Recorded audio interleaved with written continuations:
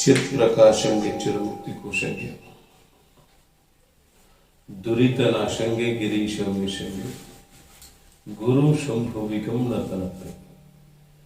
ಶಿವ ಅದ್ವೈತ ಭೂಷಣರಾಗಿರುವ ಸಿದ್ಧಾರೂಢರ ವಿದ್ಯಾವಾರಿಧಿಗಳು, ವಿದ್ಯಾವಾಚಸ್ಪತಿಗಳು, ನಿಗಮಾಗಮಗಳ ಸಮನ್ವಯ ಸಾರ್ವಭೌಮ, ಗೀತಾ ಸರ್ವೋತ್ತಮಾಚಾರ್ಯ, ಅಭಿನವ ಸಿದ್ಧಾರೂಢರೆಂದು ಬಿರುದಾಂಕಿತರಾದ ಶಟಸ್ಥಲ ಬ್ರಹ್ಮನಿಷ್ಠ ಶಂಭುಲಿಂಗಪ್ಪಾಜಿಯವರ ಪಾದಗಳಲ್ಲಿ ಪುಡಮಟ್ಟು ದಯಾರಥ ಸಾಧು ಶ್ರೀ ನಿಚ್ಚಲ್ದಾರ್ತಿಯವರ ಬ್ರಹ್ಮನಿಷ್ಠ ಪಂಡಿತ್ ಪಿತಾಂಜಿಯವರ ಪಾದಗಳಲ್ಲಿ ಹತಮಸ್ತಕರಾಗಿ ಆಗಮದ ವಾಕ್ಯವನ್ನು ನಿಗಮಕ್ಕೆ ವಿಷಯವ ಭಗವೀರ ಶೈವ ಮಿಗಿಲಾದ ಸಿದ್ಧಾಂತ ಧಾಗು ಮಾಡಿದ ಶ್ರೀಮನ್ ನಿಜಗುಣ ಶಿವಗಳ ಪಾದಗಳಲ್ಲಿ ಶತಕೋಟಿ ಶರವಾಗಿ ಹಾಗೂ ತಮ್ಮೆಲ್ಲರಲ್ಲಿ ನನ್ನ ಅನಂತ ಶರಣಾರ್ಥಿಗಳು. ಈ ಪೂರ್ವದಲ್ಲಿ ಏನು ಹೇಳಿದ್ರು ಅಂತಂದ್ರೆ, ಬ್ರಹ್ಮನಿಷ್ಠ ಪಂಡಿತ್ ಪಿತಾಂಜಲಿಯಿಂದ ರಚಿತವಾಗಿರತಕ್ಕಂತಹ ಶ್ರೀ ವಿಚಾರ ಚಂದ್ರೋದಯ ಎಂಬ ಗ್ರಂಥದ ಶ್ರವಣ ಎಲ್ಲಿ ಬಂದಿದ್ದೀರಿ ಅಂತಂದ್ರೆ, ಅದೃಢ ಪರೋಕ್ಷ ಬ್ರಹ್ಮಜ್ಞಾನವೆಂದರೇನು? ಹೌದು, ಬ್ರಹ್ಮಜ್ಞಾನವೆಂದರೇನು ಅನ್ನೋ ಮಾತು ಹೇಳಿದ್ರು.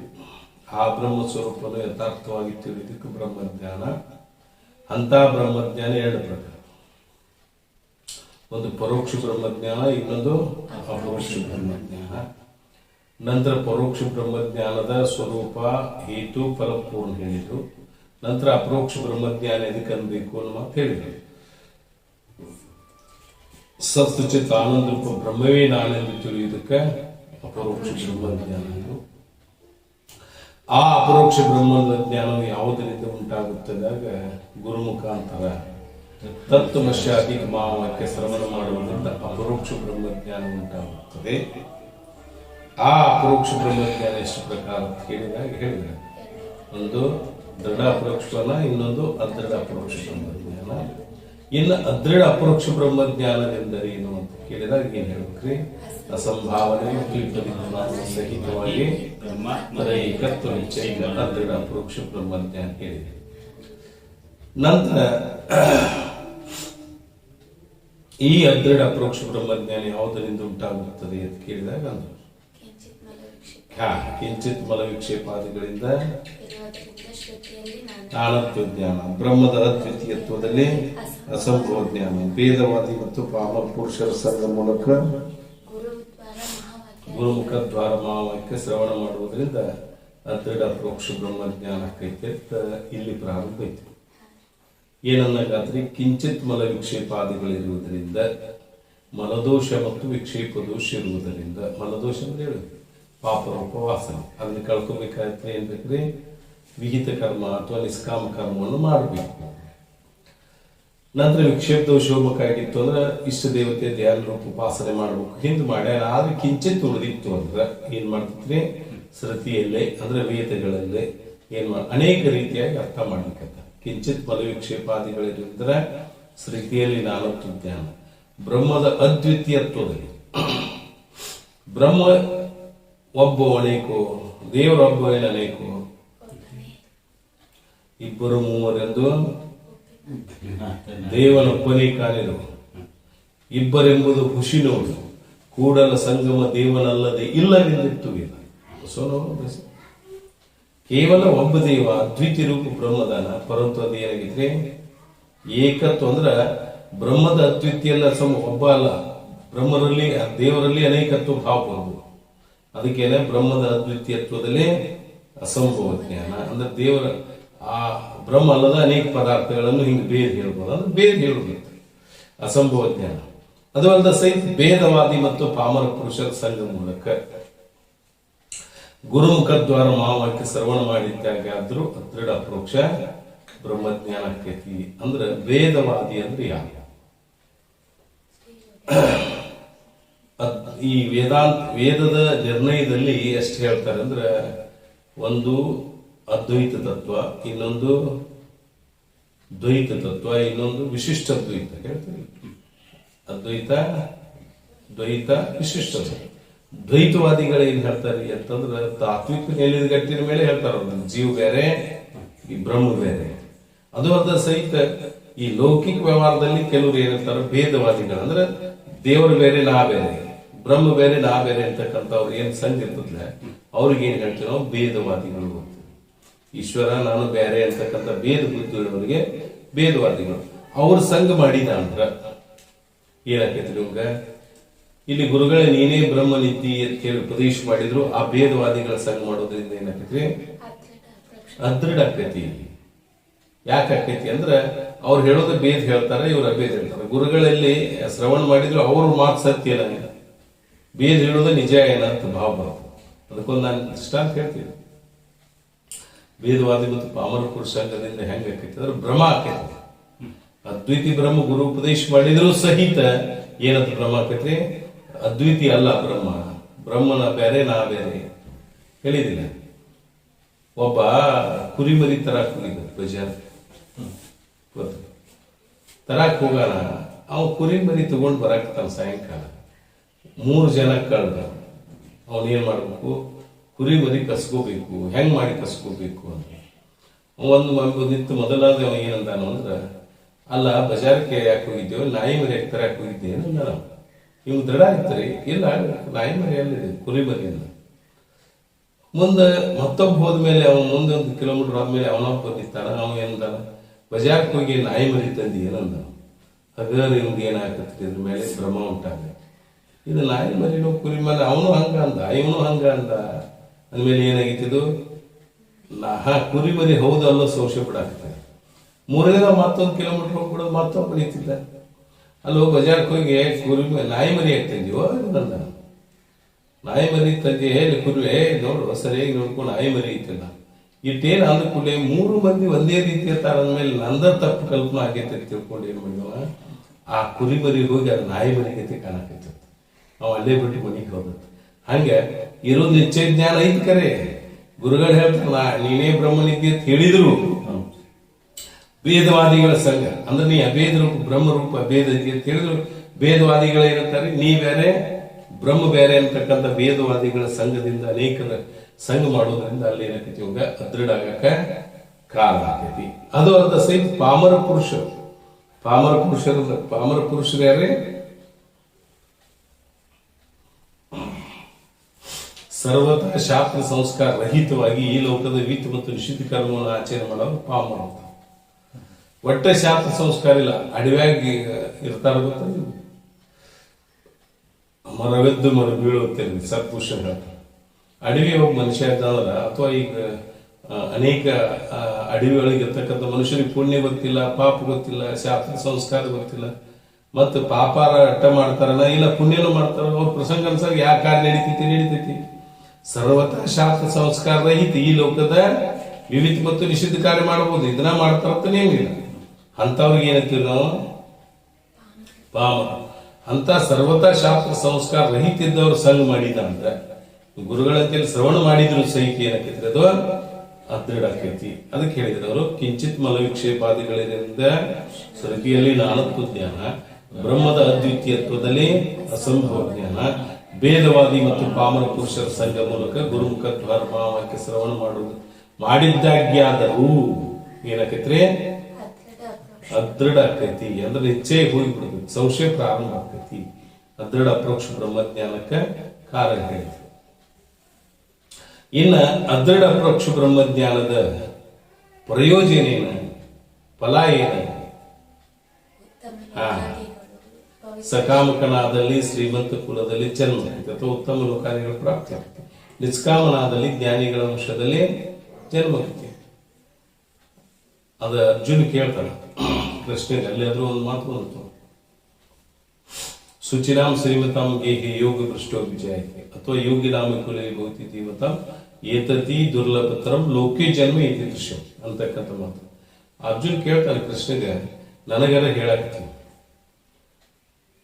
ನನಗೆ ಯೋಗ ವಿದ್ಯೆಯನ್ನು ಹೇಳಾಕತ್ತಿ, ಪರಂತು ಪೂರ್ಣ ಆಗದ ಮಧ್ಯದಲ್ಲಿ ಶರೀರ ಹೋದ್ರ ಇದಕ್ಕೇನ್ ಪ್ರಯೋಜನ ಅಂತಂದ್ರ, ಅವ್ ಸಕಾಮಕನಾದಲ್ಲಿ ಸುಚಿರಾಮ್ ಶ್ರೀಮತಾಂ ಗೇಹೇ ಯೋಗ ಭ್ರಷ್ಟೋ ಯೋಗ ಭ್ರಷ್ಟ ಆದ ಅಂದ್ರ ಶ್ರೀಮಂತ ಕುಲದಲ್ಲಿ ಹೊಂಟಾನೆ, ಏನೋ ಆಸೆ ಇದೆ. ಅಥವಾ ನಿಷ್ಕಾಮನಾದಲ್ಲಿ ಜ್ಞಾನಿಗಳ ವಂಶದಲ್ಲಿ ಹುಟ್ಟತಾನ. ಹಂಗ ಹುಟ್ಟೋದು ಬಹಳ ಕಡಿಮೆ ಮಾತನ್ನ ಹೇಳ್ತಾನೆ. ಹಂಗೇನಾಗಿದೆ ಅದೃಢ ಅಪರೋಕ್ಷ ಬ್ರಹ್ಮಜ್ಞಾನದಿಂದ ಏನಾಕೈತ್ರಿ ಅಂತಂದ್ರೆ ಸಕಾಮಾಗಿದ್ದ ಶ್ರೀಮದ್ ಕುಲದಲ್ಲಿ ಹುಡ್ತಾನು, ಅಲ್ಲಿ ಮತ್ತೆ ಯಥಾರ್ಥ ಜ್ಞಾನ ಮಾಡ್ಕೋತಾನು. ಇಲ್ಲಿ ನಿಷ್ಕಾಮ ಆಗಿದ್ದ ಜ್ಞಾನಿಗಳ ವಂಶದಲ್ಲಿ ಹುಟ್ಟಿ ಅಲ್ಲಿ ಏನ್ ಮಾಡ್ತಾರೆ, ಜ್ಞಾನ ಮಾಡ್ಕೊಂಡು ಅಲ್ಲಿ ಕೃತಾರ್ಥ ಹಾಕಾನು. ಈ ಏನ ನಿರರ್ಥಕ ಅಲ್ಲ. ಅದೃಢ ಅಪರೋಕ್ಷ ಬ್ರಹ್ಮಜ್ಞಾನ ಏನ್ ಮಾಡೋದಿಲ್ಲ, ನಿರರ್ಥಕ ಅಲ್ಲ, ಎಲ್ಲದರಿಂದಲೂ ಪ್ರಯೋಜನ ಐತಿ. ಇನ್ನ ಅದೃಢ ಅಪರೋಕ್ಷ ಬ್ರಹ್ಮಜ್ಞಾನ ಯಾವಾಗ ಪೂರ್ಣ ಆಕತಿ?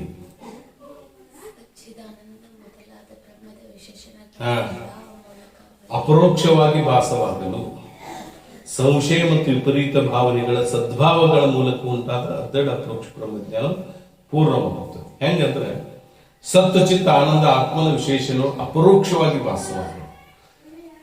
ಆತ್ಮ ಸತ್ವಚಿತ್ತ ಆನಂದ ಸ್ವರೂಪ, ಆ ಬ್ರಹ್ಮ ಸತ್ವಚಿತ್ತ ಆನಂದ ಸ್ವರೂಪ ಅಪರೋಕ್ಷದ ಪ್ರತ್ಯಕ್ಷ ಜ್ಞಾನ ಆಗೈತಿ. ಸಂಶಯ ಮತ್ತು ವಿಪರೀತ ಭಾವನೆಗಳ ಸದ್ಭಾವ ಮೂಲಕ ಇರುವುದರಿಂದ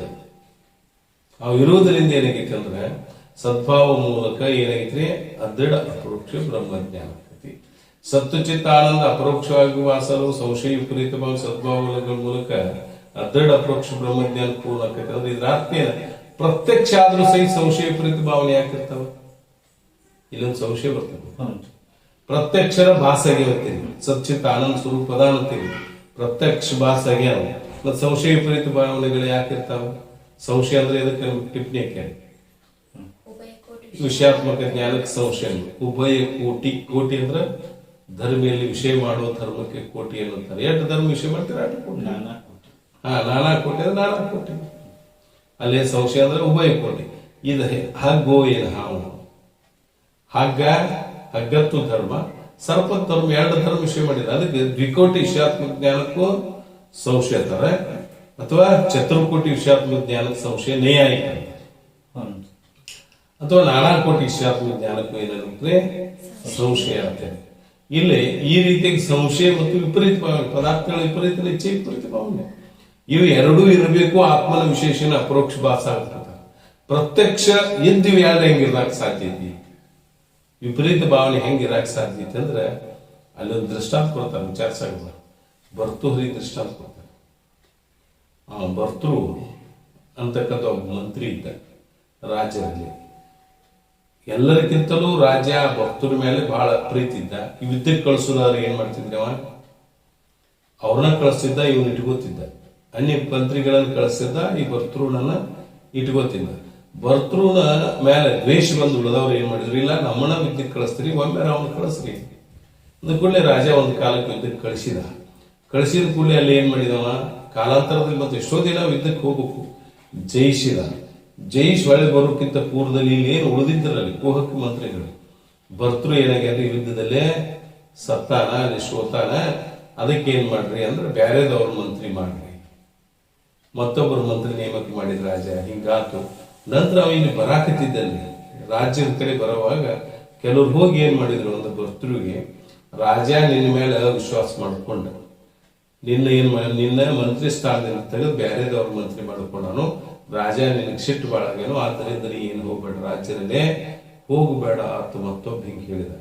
ಅವ ಭರ್ತೃ ನಿಷ್ಠಾವಂತಿದ್ದ, ಅವನ್ ವೈರಾಗ್ಯ ಉಂಟದ. ನಾ ಎಲ್ಲ ಈ ರೀತಿಯಾಗಿರ್ತಕ್ಕಂಥ ಯಥಾರ್ಥವಾದ ಕರ್ತವ್ಯ ಮಾಡಿದ್ರು ರಾಜ ಹಿಂಗೆ ತಿಳ್ಕೊಂಡಲ್ಲ ಅಂತೇಳಿ ಅಂದ್ರೆ ವೈರಾಗ್ಯ ಉಂಟಾಗಿ ಅಲ್ಲೇ ಒಂದು ಬೆಟ್ಟದಾಗ ತಪಸ್ಸು ಮಾಡ್ಲಿಕ್ಕೆ ತಪಸ್ಸು ಮಾಡಕ್ತಾನ. ಮತ್ತೆ ರಾಜರು ಭೇಟಿ ಆಡಕ್ ಹೋಗಲ್ಲ. ಈ ಕೋಯಿಕ ಮಂತ್ರಿಗಳು ಏನ್ ಹೇಳಿದ್ರು ರಾಜರ ತಿಳಿಯಾಗಂದ್ರೆ, ನೋಡು ಭರ್ತೃ ನಾವು ದೇವಾಗ್ಯ, ನೀವೇನ ಬ್ಯಾಟಿ ಆಡಕ್ ಹೋದಾಗ ಕಣ್ಣಿಗೆ ಬಿದ್ದ ಅಂದ್ರ ಅದು ದೇವ್ ಅಂತ ತಿಳ್ಕೊರಿ, ಭರ್ತೃ ಅಲ್ಲ ಅಂತೇಳಿ ತಿಳ್ಕೊರಿ, ತಿಳ್ರು ತಿಳಿಕೊಂಡ. ರಾಜ ಹೊಕ್ಕಾನ, ಅಕಸ್ಮಾತ್ ಆಗಿ ಬ್ಯಾಟಿ ಆಡ್ಲಿಕ್ಕೆ ಹೊಕ್ಕಾನ. ಹೋದ ಕೂಡಲೇ ಭರ್ತೃ ನೋಡಿದ್ರು ಅವ ಏನೇ ತಿಳ್ಕೊತಾನ, ಭರ್ತೃ ಹೌದು ಅಲ್ಲೂ ಸಂಶಯ ಪಡ್ತಾನ. ಮತ್ತೆ ಏನಂತಾನ್ರಿ, ಭರ್ತೃ ಅಲ್ಲ ಇದು ದೇವ ವಿಪರೀತ ಭಾವನೆ ಮಾಡೋದು. ಭರ್ತೃ ಪ್ರತ್ಯಕ್ಷದಾನಿದ್ರಿ ಇದ್ರು ಏನಕ್ಕೆ ಅಂತಂದ್ರೆ ಪ್ರತ್ಯಕ್ಷ ಇದ್ರು ಅಸಂಭಾವನೆ ವಿಪರೀತ ಭಾವನೆಗಳ ಇರ್ತಾವ. ಹಂಗಿಲ್ಲ ಬ್ರಹ್ಮದ ವಿಶೇಷಣಗಳ ಅಪರೋಕ್ಷವಾಗಿ ಭಾಸಾದರು, ಪ್ರತ್ಯಕ್ಷವಾಗಿ ಭಾಸಾದರು, ಸಂಶಯ ವಿಪರೀತ ಭಾವನೆಗಳಿದ್ದು ಅಂದ್ರೆ ಅದಕ್ಕೆ ಏನ್ಬೇಕ್ರಿ, ಅದೃಢ ಅಪರೋಕ್ಷ ಬ್ರಹ್ಮಜ್ಞಾನ ಪೂರ್ಣ ಆತು ಹೇಳ್ತಾರೆ. ಇನ್ನ ದೃಢ ಅಪರೋಕ್ಷ ಬ್ರಹ್ಮಜ್ಞಾನ ಅಂತ ಕರಿಬೇಕು. ಈಗ ಏನ್ ಹೇಳಿದಂಗತ್ರಿ, ಅದೃಢ ಅಪರೋಕ್ಷ ಬ್ರಹ್ಮಜ್ಞಾನ ಸ್ವರೂಪ, ಹೇತು, ಫಲ, ಪೂರ್ಣ ಹೇಳಿದೆ. ಇನ್ನು ದೃಢ ಅಪರೋಕ್ಷ ಬ್ರಹ್ಮಜ್ಞಾನ ಅಂತ ಕರಿಬೇಕು. ರಹಿತವಾಗಿ ಪರಮಾತ್ಮರ ಏಕತ್ವ ನಿಶ್ಚಯವು ಅಸಂಭಾವನಾ ಮತ್ತು ವಿಪರೀತ ಭಾವನಾ ರಹಿತ. ಆ ಸಹಿತಿತ್ತು ಅದೃಢ ಅಂತ, ರಹಿತಿತ್ತು ದೃಢ ಅಂದ್ರೆ ನಿಶ್ಚಯ ಜ್ಞಾನ. ನಿಶ್ಚಯ ಜ್ಞಾನ ಸಂಶಯ ಭಿನ್ನ ಜ್ಞಾನ ನಿಶ್ಚಯ. ಸಂಶಯ ಇಲ್ಲ ಅಂದ್ರೆ ಅದು ದೃಢ ಆಯ್ತು. ಏನ ಸಂಶಯಗಳು ಹೊರಟುವುದಿಲ್ಲ. ಅಸಂಭಾವನಾ ಮತ್ತು ವಿಪರೀತ ಭಾವನೆ ಹೊರಟು. ಅಸಂಭಾವನಾ ಅಂದ್ರೆ ಪ್ರಮಾಣಗತ ಮತ್ತು ಪ್ರಮೇಯಗತ ಇವೆರಡು ಸಂಶಯಗಳಿಗೆ ಅಸಂಭಾವನಾ. ಪ್ರಮಾಣಗತ ಸಂಶಯ ಅಂದ್ರೆ ಪ್ರಮಾಣದಲ್ಲಿ ಉಂಟಾದ ಸಂಶಯ, ಪ್ರಮಾಣಗತ ಪ್ರಮೇಯದಲ್ಲಿ ಉಂಟಾದ ಸಂಶಯ ಪ್ರಮೇಯ. ಇಲ್ಲಿ ಏನ್ ಹೇಳ್ತಾರೆ? ಪ್ರಮಾಣಗತ ವೇದಾಂತ ಶಾಸ್ತ್ರ ಜೀವ ಬ್ರಹ್ಮ ವೇದ ಪ್ರತಿಪಾದನೆ ಮಾಡುವುದು, ಇಲ್ಲ ವೇದ ಪ್ರತಿಪಾದನೆ ವೇದಾಂತ ಶಾಸ್ತ್ರ ಪ್ರಮಾಣ. ಪ್ರಮೇಯ ಯಾವುದು? ಜೀವ ಬ್ರಹ್ಮರ ವೇದ ಸತ್ಯತ್ಯೋ ಅದನ್ನು ತಿಳಿಯಕೊಟ್ಟಿವಿ. ಇವೆರಡು ಸಂಶಯ ಇಲ್ಲದ್ದು. ವಿಪರೀತ ಭಾವನೆ ಅಂದ್ರೆ ಜಗತ್ತಿನ ದೇಹಾದಿ ಜೀವ ಬ್ರಹ್ಮರ ವೇದ ಸತ್ಯ, ದೇಹಾದಿಕ ಈ ರೀತಿಯಾದ ಇವು ಎಲ್ಲ ಹೊರಟು ಹೋದಂದ್ರೆ ಯಾವ್ದ್ರೆ ಅಸಂಭಾವನಾ ವಿಪರೀತ ಭಾವನಾ ಹೋದು ಅಂದ್ರೆ ಅದು ದೃಢ ಆಗ್ತವೆ. ಅಸಂಭಾವನೆ ವಿಪರೀತ ಭಾವನಾ ರಹಿತ ಪರಮಾತ್ಮರ ಏಕತ್ವ ನಿಶ್ಚಯಕ್ಕೆ ಅಂದ್ರೆ ದೃಢ ಅಪರೋಕ್ಷ ಬ್ರಹ್ಮಜ್ಞಾನ. ಈ ದೃಢ ಅಪರೋಕ್ಷ ಬ್ರಹ್ಮಜ್ಞಾನ ಯಾವುದರಿಂದ ಆಕೈತಿ? ಹೇತು ಏನು? ಗುರುಮುಖದಿಂದ ಮಹಾವಾಕ್ಯಾದಿಗಳನ್ನ ಶ್ರವಣ ಮನನ ನಿಧಿಧ್ಯಾಸನಗಳು ವಿಚಾರ ಮಾಡುವುದರಿಂದ, ಗುರುಮುಖದಿಂದ ತತ್ವಮಶಿ ಮಹಾವಾಕ್ಯಗಳನ್ನ ತತ್ವಮಶಿ ಮಹಾವಾಕ್ಯಗಳನ್ನ ಅಲ್ಲಿ ಶ್ರವಣ ಐತ್ರಿ. ಅದೃಢ ಅಪರೋಕ್ಷ ಬ್ರಹ್ಮಜ್ಞಾನ ಇಲ್ಲಿ ಎಲ್ಲ ಶ್ರವಣ ಮನನ ನಿಧಿಧ್ಯಾಸ ಮೂರು. ಈ ದೃಢ ಅಪರೋಕ್ಷ ಬ್ರಹ್ಮಜ್ಞಾನಕ್ಕೆ ಮೂರು ಬೇಕು. ಶ್ರವಣ ಮನನ ನಿಧಿಧ್ಯಾಸನ ರೂಪ ವಿಚಾರ ಮಾಡುವುದರಿಂದ ಹೆಂಗತ್ತಂದ್ರ ಇಲ್ಲೇ ಪ್ರಮಾಣಗತ ಸಂಶಯ ಇತ್ತು, ಪ್ರಮೇಯಗತ ಸಂಶಯ ಇತ್ತು, ವಿಪರೀತ ಭಾವನೆ ಮೂರು ಅದಾವ ದೋಷಗಳು. ಈ ಮೂರೂ ದೋಷ ಹೋಗ್ಬೇಕಾದ ಮೂರು ಕಾರಣಗಳು. ಪ್ರಮಾಣಗತ ಸಂಶಯಕ್ಕೆ ಏನ್ ಬೇಕ್ರಿ? ಮಹಾವಾಕ್ಯದ ಏನ್ ಬೇಕ್ರಿ? ಶ್ರವಣ ಬೇಕು. ಶ್ರವಣ ಅಂದ್ರೆ ಏನು ಅನ್ನೋದು ಹೇಳಿ. ಯುಕ್ತಿಯಿಂದ ವೇದಾಂತ ವಾಕ್ಯಗಳ ತಾತ್ಪರ್ಯವನ್ನು ನಿಶ್ಚಯ ಮಾಡುವುದು. ಶ್ರವಣ ಶಬ್ದಗಳ ಸಾಕ್ಷಾತ್ಕಾರ. ಈ ಸಾಮಾನ್ಯ ಶ್ರವಣ ಶಬ್ದದ ಅರ್ಥ. ಸಾಮಾನ್ಯ ಶ್ರವಣ ಏನ್ ಹೇಳ್ಬೇಕು ನಾವು? ಶಬ್ದಗಳ ಸಾಕ್ಷಾತ್ಕಾರಕ್ಕೆ ಏನ್ ಹೇಳ್ಬೇಕ್ರಿ? ಶ್ರವಣ. ಯಾಕಂತಂದ್ರೆ ಎಲ್ಲ ಇಂದ್ರಿಯಗಳು ಒಂದೊಂದು ಇಂದ್ರಿಯ ಒಂದೊಂದು ಪ್ರತ್ಯಕ್ಷ ಮಾಡ್ಕೊ. ನೇತ್ರೇಂದ್ರಿಯಿಂದ ಏನಾಕೈತ್ರಿ? ಉಪದ ಪ್ರತ್ಯಕ್ಷ. ರಸನೇಂದ್ರಿಯಿಂದ ರಸ ಪ್ರತ್ಯಕ್ಷ, ಗ್ರಾಣೇಂದ್ರಿಯಿಂದ ಗಂಧದ ಪ್ರತ್ಯಕ್ಷ, ತ್ವಗೇಂದ್ರಿಯಿಂದ ಸ್ಪರ್ಶದ ಪ್ರತ್ಯಕ್ಷ. ಅದೇ ರೀತಿ ಶಬ್ದ ಇದು ಶ್ರೋತ್ರೇಂದ್ರಿಯ ಏನಾಕೈತ್ರಿ? ಶಬ್ದದ ಪ್ರತ್ಯಕ್ಷ. ಅದಕ್ಕೆ ಏನಂದ್ರೆ ಶ್ರವಣ. ಸಾಮಾನ್ಯ ಶ್ರವಣ ಶಬ್ದದ ಅರ್ಥ ಶ್ರವಣ ಅಂದ್ರೆ ಕೇಳುವುದು. ಇವೆರಡು ಪರ್ಯಾಯ ಶಬ್ದ. ಶ್ರವಣ ಶಬ್ದದ ಅರ್ಥ ಏನಂದ್ರೆ ಶಬ್ದಗಳ ಪ್ರತ್ಯಕ್ಷ ಆಗುವುದಕ್ಕೆ ನಾವೇಂತೀರಿ? ಶ್ರವಣ ಅಂತೀವಿ. ಈ ಶ್ರವಣದಲ್ಲಿ ಎರಡು ಪ್ರಕಾರಗಳನ್ನು ಮಾಡ್ತಾವ. ಈ ವೇದಾಂತ ಶಾಸ್ತ್ರ ಶ್ರವಣ ಇವಾಗ ಒಂದು ಅಂಗೀ ಶ್ರವಣ, ಇನ್ನೊಂದು ಅಂಗ ಶ್ರವಣ. ಅಂಗೀ ಶ್ರವಣ ಯಾವುದು? ಮಹಾವಾಕ್ಯ ಶ್ರೋತ್ರಿಗೆ ಸಂಬಂಧ ಆದದ್ದು ಅಂಗೀ ಶ್ರವಣ. ಅಥವಾ ಅದ್ರಾಗ ಫಲೋಪಕಾರ್ಯಾಂಗ, ಸ್ವರೂಪೋಪಕಾರ್ಯಾಂಗ. ಸ್ವರೂಪೋಪಕಾರದಲ್ಲಿ ಅಂಗೀ ಶ್ರವಣ ಮತ್ತು ಅಂಗ ಶ್ರವಣ ಹಿಂಗೆ ಹೇಳ. ಮಹಾವಾಕ್ಯ ಶ್ರೋತ್ರಿಗೆ ಸಂಬಂಧ ಆಯ್ತು ಅಂದ್ರ ಇದಕ್ಕೆ ಅಂಗೀ ಶ್ರವಣ. ಮತ್ತೇನ ಅಂಗ ಶ್ರವಣ ಅದಕ್ಕೆ ಸಹಾಯಕವಾದ ಶ್ರವಣಕ್ಕ ಅಂಗ ಶ್ರವಣ. ಅವು ಯಾವಂದ್ರೆ ಶ್ರವಣ ಮನನ ನಿಧಿಧ್ಯಾಸನ. ಅಂಗ ಶ್ರವಣದಾಗ ಹೇಳ್ತಾರೆ ವಿಚಾರಿಸಿದಾಗ. ಇಲ್ಲಿ ಶ್ರೀಮನಿಜೀವನ ಶಿವಗಳಾದ ಸಹಿತ ಅಂಗಿ ಶ್ರವಣದಿಂದ ಉತ್ಪನ್ನವಾದ ಜ್ಞಾನದಿಂದಲೇ ಆತ್ಮ ಸಾಕ್ಷಾತ್ಕಾರ ಮಪ್ಪುವುದರಿಂದ ಶ್ರವಣವೇ ಮುಖ್ಯವೆನಿಸುವುದಂಗಿ ಅನ್ನುವಂತ ಹೇಳ್ತಾರೆ. ಇಲ್ಲಿ ಪಂಡಿತ್ ಪಿತಾಂಬಿ ಅವರ ಪ್ರಕಾರ ಆ ಅಂಗಿ ಮಹಾವಾಕ್ಯ ಶ್ರೋತ ಸಂಬಂಧ ಆಗೋದಕ್ಕೆ ಏನಂತೀನೋ ಅಂಗಿ ಶ್ರವಣ. ಇನ್ನ ಆ ಶ್ರವಣ ಯಾವುದು? ಮೊದಲು ನೀವೇನು ಅಪರೋಕ್ಷ ಜ್ಞಾನ ಉಂಟಾಗಿತ್ತಲ್ಲ, ತತ್ವಮಶಾದಿಕ ಮಹಾವಾಕ್ಯ ಶ್ರವಣ ಮಾಡೋದು ಕೇವಲ ಅಂಗಿ ಶ್ರವಣದಿಂದ ಆತ. ಅಪರೋಕ್ಷ ಜ್ಞಾನ ಸಂಶಯ ಸಹಿತರಾಗಲಿ ಸಂಶಯ ರಹಿತ. ಈ ಸಂಶಯ ಉಳಿದು ಅಂದ್ರೆ ಪ್ರಮಾಣಗತ ಪ್ರಮೇಯಗತ ವಿಪರೀತ ಭಾವನೆ ಹೋಗ್ಬೇಕಾಗಿತ್ತಂದ್ರೆ ಅಂಗ ಶ್ರವಣದಲ್ಲಿ ಮೂರು ಭಾಗ: ಶ್ರವಣ ಮನನ ನಿಧಿಧ್ಯಾಸನ. ಅಲ್ಲಿ ಶ್ರವಣ ಎದಕ್ಕೆ ಅನ್ಬೇಕು ಅಂದ್ರೆ ನೀವು ಹೇಳಿದ್ರಿ ಯುಕ್ತಿಯಿಂದ ಅದರಿಂದ ಏನ್ ಹೋಗ್ತೈತೆ? ಪ್ರಮಾಣಗತ ಸಂಶಯ. ಅಂಗೀ ಶ್ರವಣದಿಂದ ಒಟ್ಟು ಅಪರೋಕ್ಷ ಜ್ಞಾನ ಆಗೈತಿ, ಸಂಶಯ ಸಹಿತ. ಆ ಶ್ರವಣದಿಂದ ಏನಕ್ಕೈತ್ರಿ? ಪ್ರಮಾಣಗತ ಸಂಶಯ. ಯಾವುದೇ ಯುಕ್ತಿಯಿಂದ ವೇದಾಂತ ವಾಕ್ಯಗಳ ತಾತ್ಪರ್ಯ ಮೂಲಕ ಅಥವಾ ಶ್ರುತಿ ಸಡ್ಲಿಂಗ್ ಪೂರ್ವಕವಾಗಿ, ಯುಕ್ತಿಯನ್ನು ಶ್ರುತಿ ಸಡ್ಲಿಂಗ್ ಪೂರ್ವಕ ಅರ್ಥ ಮಾಡೋಣ. ಸತಿ ಸಡ್ಲಿಂಗ್ ಪೂರ್ವಕವಾಗಿ ಶ್ರವಣ ಮಾಡಿದ ಅಂದ್ರೆ ಏನಾಗೈತ್ರಿ? ವೇದಾಂತ ವಾಕ್ಯದಲ್ಲಿ ತಾತ್ಪರ್ಯ ನಿಶ್ಚಯ ಮಾಡೋಕೆ ಅಂತ ನಾವು ಶ್ರವಣ ಅಂತೀವಿ. ಯುಕ್ತಿಯಿಂದ ವೇದಾಂತ ವಾಕ್ಯ ಅಂತ ಹೇಳಿ ನಾವು ಪೂರ್ವ ವೇದಾಂತ ವಾಕ್ಯ. ಇಲ್ಲಿ ವಾಕ್ಯಗಳಲ್ಲಿ 6 ಲಿಂಗಗಳಿಂದ, ಎಷ್ಟು ಲಿಂಗ ರೀ? ಹೆಂಗ ಹೊಗೆ ಅಂತಕ್ಕಂಥ ಲಿಂಗದಿಂದ ಲಿಂಕಿ ನಿರ್ಣಯ ಮಾಡ್ತಿರೋ, ಇಲ್ಲಿ 6 ಚಿಹ್ನೆಗಳಿಂದ ಏನ್ ಮಾಡ್ಬೇಕು ರೀ? ವೇದ ವಾಕ್ಯದಲ್ಲಿ ತಾತ್ಪರ್ಯ ಇದ ಐತಿ, ಜೀವ ಬ್ರಹ್ಮರ ಅಭೇದನ ತಾತ್ಪರ್ಯ ಐತೆ ಅಂತ ನಿರ್ಣಯ ಮಾಡ್ತಾರೆ. ಇದಕ್ಕೆ ಏನನ್ಬೇಕ್ರಿ? ಶ್ರವಣ. 6 ಲಿಂಗ ಯಾವ್ದು? ಉಪಕ್ರಮ,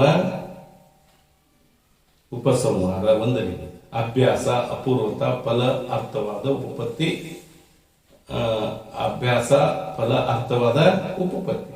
ಈ ರೀತಿಯಾಗಿರ್ತಕ್ಕಂಥ 6 ಲಿಂಗಗಳು. ಉಪಕ್ರಮ, ಉಪಸಂಹಾರ ಅಂದ್ರೆ ಎದಕ್ಕೆ?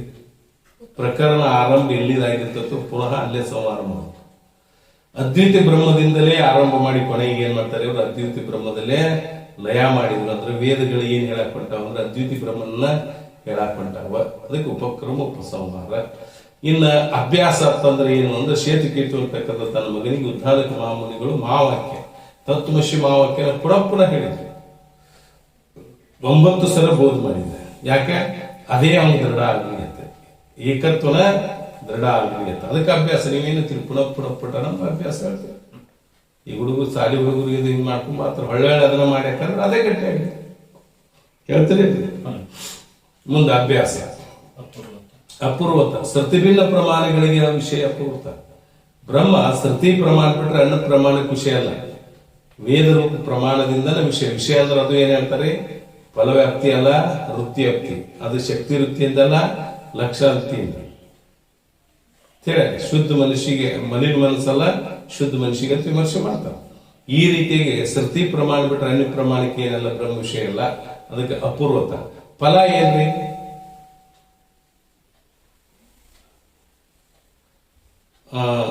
ಸರ್ವದಕ್ಕೂ ನಿವೃತ್ತಿ, ಪರಮಾನಂದ ಪ್ರಾಪ್ತಿ ಫಲ. ಹೌದೇನು? ಏನ್ರಿ? ಅದ್ವೈತಿ ಬ್ರಹ್ಮದ ಜ್ಞಾನ ಮಾಡ್ಕೊಳ್ಳೋದ್ರ ಪ್ರಯೋಜನ ಏನು? ಮತ್ತೆ ಭೇದ ಬುದ್ಧಿ ಇದ್ರೆ ದುಃಖಕ್ಕೆ ಮೂಲಕ, ಅದ್ವೈತಿ ಬ್ರಹ್ಮ ಜ್ಞಾನ ಮಾಡ್ಕೊಳ್ಳೋದು ಪ್ರಯೋಜನ ಮೋಕ್ಷ. ಸರ್ವದಕ್ಕೂ ನಿವೃತ್ತಿ, ಪರಮಾನಂದ ಪ್ರಾಪ್ತಿ, ಮೋಕ್ಷ. ಉಪಕ್ರಮ, ಉಪಸಂಹಾರ, ಅಭ್ಯಾಸ, ಅಪೂರ್ವಕ, ಅರ್ಥವಾದ. ಅರ್ಥವಾದ ಎದಕ್ಕೆ ಅನ್ಬೇಕು ಅಂದ್ರೆ, ವೇದ ಜ್ಞಾನದಿಂದ ಅಭೇದ ಜ್ಞಾನ ಸ್ತುತಿ. ಯಾರು ಭೇದ ಹೇಳ್ತಾರೋ ಅವ್ರು ವೇದ ತಿಳಿದ್ರು, ಅಭೇದ ಯಾರು ಹೇಳ್ತಾರೋ ವೇದ ಸಂಬಂಧವಾಗಿ ಹೇಳ್ತಾರ. ಹಿಂಗೆ ನಿಂದಾವಾಕ್ಯ ಮತ್ತು ಸ್ತುತಿ ವಾಕ್ಯಗಳದ. ಇದ ವಿಚಾರ ಮಾಡಿದ್ರೆ ಸಹಿತ ವೇದ ಏನ್ ಹೇಳಕೊಂಡೈತ್ರಿ? ಅಭೇದವನ್ನ ಹೇಳಕೊಂಡೈತಿ. ಅಪೂರ್ವತ, ಅರ್ಥವಾದ, ಉಪಕ್ರಮ, ಉಪಸಂಹಾರ, ಅಭ್ಯಾಸ, ಅಪೂರ್ವತ, ಫಲ, ಅರ್ಥವಾದ, ಉಪಪತ್ತಿ. ಹೌದಿಲ್ಲ? ಆಗೈತಿ ಅಂದ್ರೆ ಜೀವ ಸರ್ವ ಜಗತ್ತು ಬ್ರಹ್ಮ ಸ್ವರೂಪ ಅಥವಾ ಜೀವ ಬ್ರಹ್ಮನಿಗೆ ಅನುಕೂಲವಾದ ಯುಕ್ತಿಗಳನ್ನ ರೀತಿಯಿಂದ ಸರ್ವ ಜಗತ್ತನ್ನ ಬ್ರಹ್ಮ ಸ್ವರೂಪ ಇರ್ಬೋದು. ಅದು ಹೇಳ್ತಲ್ಲ, ಘಟಕಾದಿ ಪನ್ನುಗಳನ್ನು ತೋರ್ಕಿದ್ದಲ್ಲ ಘಟಿಸಿದ ವ್ಯವಹಾರ ಪುಷಿಯಾದ ವ್ಯವಹಾರ ದಿಟ್ಟದಂತೆ ನೋಡಲಿ ಪರಿಚಯಮಿತ್ತು ಘಟಿಸುವ ಆತ್ಮಗಳು ಪುಷಿದ. ಸರ್ವ ಜಗತ್ತು ಬ್ರಹ್ಮ ಸ್ವರೂಪ ಐತಿ. ಕಾರ್ಯಕಾರಣ ಅಭೇದವಾಗಿರ್ತಕ್ಕಂಥ ದೃಷ್ಟಾಂತ ಹೇಳೋಕೆ ಏನಂತೇನು? ಉಪಪತ್ತಿ. ಉಪಮಾನಗಳನ್ನು ಕೊಡೋದಕ್ಕೆ ಉಪಪತ್ತಿ. ಈ 6 ಚಿಹ್ನೆಗಳಿಂದ ಏನ್ ಮಾಡಿದ ಅಂದ್ರೆ, ವೇದ ವಾಕ್ಯದಲ್ಲೇ ತಾತ್ಪರ್ಯ ನಿರ್ಣಯ ಮಾಡಿದ. ವಾಕ್ಯದಲ್ಲಿ ಏನಿರ್ತದೆ? ಆಕಾಂಕ್ಷ, ಯೋಗ್ಯತಾ, ತಾತ್ಪರ್ಯ, ಆಸಕ್ತಿ ಅಂತ ಹೇಳ್ತಾರೆ ಪ್ರಭಾಕರ.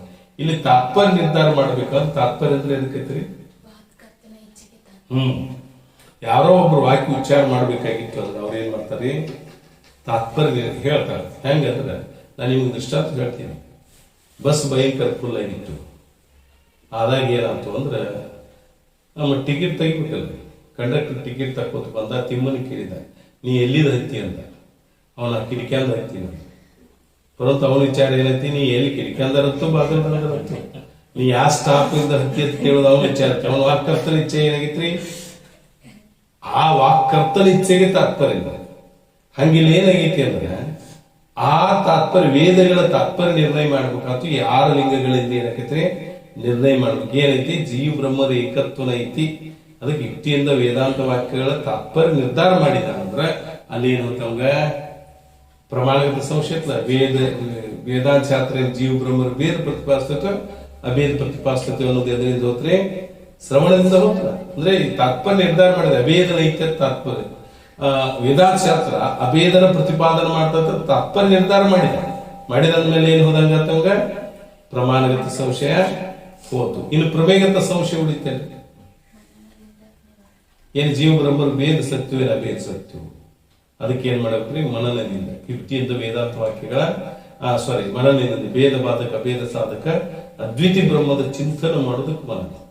ಭೇದನ್ನ ಬಾಧ ಮಾಡೋದು, ಅಭೇದನ ಸಾಧಿಸುವುದು. ಹೆಂಗ ಅಂತಂದ್ರ ಜೀವ ಬ್ರಹ್ಮರ ಭೇದವು ನಿತ್ಯವಿರುತ್ತದೆ.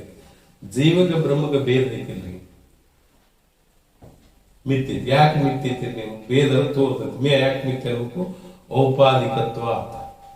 ಉಪಾಧಿಕ ಭೇದ ಇರೋದು ಹೆಂಗ್? ಘಟ ಆಕಾಶ ಮಠ ಆಕಾಶ ಎರಡು ಭೇದ ಅದಾವ, ಉಪಾಧಿಯಿಂದ ಭೇದ ಅದಾವ. ಆ ಉಪಾಧಿ ತೆಗೆದ್ರೆ ಏನದಾವ್ರಿ? ಅಭೇದನ. ಹಂಗ ಜೀವೇಶ್ವರ ಭೇದ ತೋರ್ತೈತಿ, ಪರಂತು ಮಿಥ್ಯ ಐತಿ. ಯಾಕೆ? ಔಪಾಧಿಕ ಭೇದವಿರುವುದನ್ನು ಹೇಗೆ ಅಂದ್ರೆ ಘಟ ಆಕಾಶ ಮಠ ಆಕಾಶದಂತೆ ದೃಷ್ಟಾಂತ ಹೇಳ್ತಾರೆ. ಆ ರೀತಿಯಾಗಿ ಜೀವ ಬ್ರಹ್ಮರ ಭೇದವನ್ನ ತಿರಸ್ಕಾರ ಮಾಡುದು, ಅಭೇದವನ್ನ ಸಾಧಿಸುದು. ಹೆಂಗ ಅಭೇದ ಸಾಧಿಸುದು ಅಂತಂದ್ರ ಜೀವನು ಬ್ರಹ್ಮ ಸ್ವರೂಪನಿರುತ್ತಾನೆ. ಏಕೆಂದರೆ ಅದಕ್ಕೆ ದೃಷ್ಟಾಂತ ಕೊಡ್ಬೇಕಲ್ಲ, ನೀವು ಅನುಮಾನ ಪ್ರಮಾಣ ಹಚ್ತೀರಿ. ಯಾಕಂತಂದ್ರ ಸತ್ತು ಚಿತ್ತ ಆನಂದ ರೂಪತ್ವ. ಯಾರು ಜೀವ ಸತ್ತು ಚಿತ್ತ ಆನಂದ ಸ್ವರೂಪದ ಆತ್ಮ.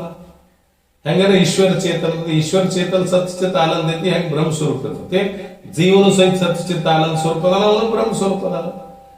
ಜೀವ ಬ್ರಹ್ಮನೊಡನೆ ಭೇದ ಇರ್ತಾನ.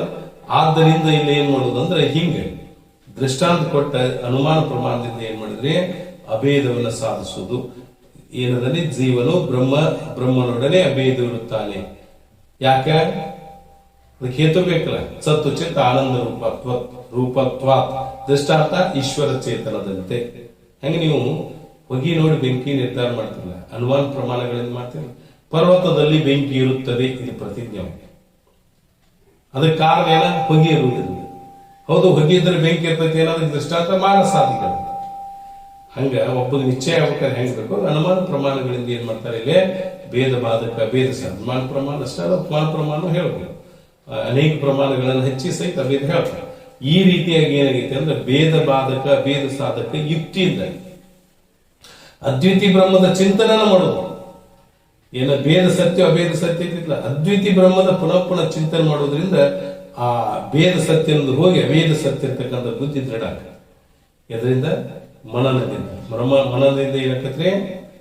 ಪ್ರಮೇಯಗತ ಸಂಶಯ ನಿವೃತ್ತಿ. ಇನ್ನ ವಿಪರೀತ ಭಾವನೆ ಅಂದ್ರೆ ಅದಕ್ಕೆ ಹೇಳ್ತೀರಿ. ಜೀವ ಬ್ರಹ್ಮರ ಭೇದ ಸತ್ಯ, ದೇಹಾದಿಕ ಪ್ರಪಂಚ ಸತ್ಯ ಆಗಿ ತೋರಾಕತ್ತೆ. ಈ ವಿಪರೀತ ಭಾವನೆ ಹೋಗ್ಬೇಕಾದ್ರೆ ಏನ್ ಬೇಕ್ರಿ? ನಿಧಿಧ್ಯಾಸನ. ನಿಧಿಧ್ಯಾಸನ ಅಂದ್ರ ಬ್ರಹ್ಮಾಕಾರ ವೃತ್ತಿ ಸ್ಥಿತಿ ನಿಧಿಧ್ಯ. ಅನಾತ್ಮಾಕಾರ ವೃತ್ತಿ ತಿರಸ್ಕಾರ. ಅನಾತ್ಮಾಕಾರ ವೃತ್ತಿ ಏನ್ ಮಾಡೋದು? ತಿರಸ್ಕಾರ ಮಾಡೋದು. ಬ್ರಹ್ಮಾಕಾರ ವೃತ್ತಿ ಪ್ರವಾಹ. ನೀವು ಧ್ಯಾನ ಮಾಡುವಾಗ ದೇಹ ಅನುಸಾರವಾಗಿ ಧ್ಯಾನ ಮಾಡ್ತಿರಲ್ಲ ಅವತ್ತು. ಹಂಗ ಇವನು ಕೂತೇನ ಅಹಂ ಬ್ರಹ್ಮಾಶ್ಮಿ ಅಂತಕ್ಕಂಥ ವೃತ್ತಿ ಮಾಡಿ ಅನಾತ್ಮಾಕಾರ ತಿರಸ್ಕಾರ ಕೇವಲ ಬ್ರಹ್ಮಾಕಾರ ವೃತ್ತಿ ಪುನಃ ಮಾಡೋದಕ್ಕೆ ಏನಂತಾರೆ?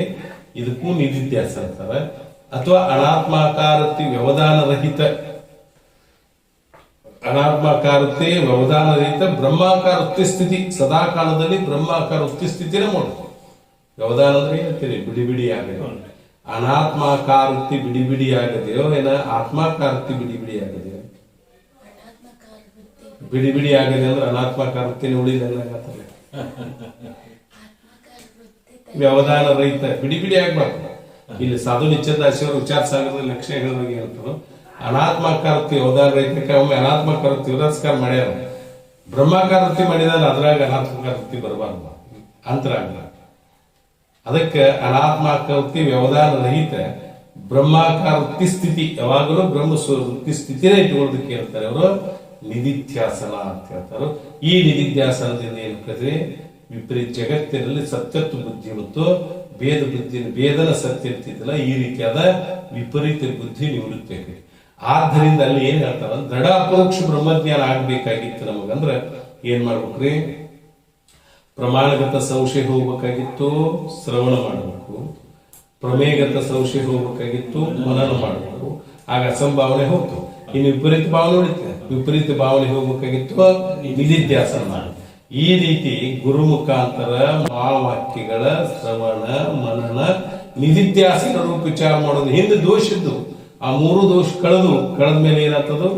ದೃಢ ಆಗ್ತದ. ನಿಧಿಧ್ಯಾಸನ ರೂಪ ವಿಚಾರ ಮಾಡುವುದರಿಂದ ದೃಢ ಅಪರೋಕ್ಷ ಬ್ರಹ್ಮಜ್ಞಾನ ಉಂಟಾಗುತ್ತದೆ.